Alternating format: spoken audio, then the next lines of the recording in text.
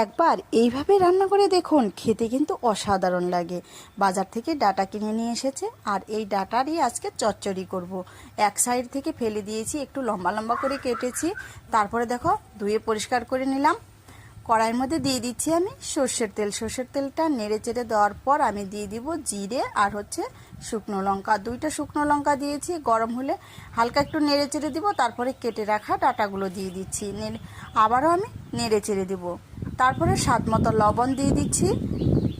দিয়ে দিব আমি হলুদের গুঁড়ো। আবারও একটু নেড়ে চেড়ে নেওয়ার পর এদিকে আমি মশলা করে নিব। এই যে দেখো, আমি এদিকে সাদা সর্ষে, পোস্ত, আদা, পেঁয়াজ, জিরে, কাঁচা লঙ্কা আর এদিকে দিয়েছি কাজু বাদাম। অসাধারণ কিন্তু এই রকম রেসিপি একবার হলেও বাড়িতে ট্রাই করে দেখবেন, খেতে কিন্তু অসাধারণ লাগে। পাটায় বেটে নিলাম। তারপরে বেটে নেওয়ার পরে আমি মশলাটা দিয়ে দিচ্ছি। মশলাটা দিয়ে সুন্দর করে একটু ভাজা ভাজা করতে হবে। তারপরে কিন্তু দিয়ে দিতে হবে সামান্য পরিমাণ চিনি। চিনিটা দিয়ে একটু নেড়ে চেড়ে সামান্য জল দিতে হবে, বেশি জল দেওয়ার কিন্তু প্রয়োজন নেই। জল দিয়ে কিন্তু এটাকে বেশি নাড়া যাবে না।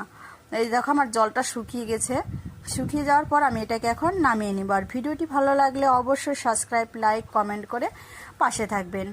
আমি নামিয়ে নিলাম। আর গরম ভাতের সাথে খেতে কিন্তু অসাধারণ লাগে।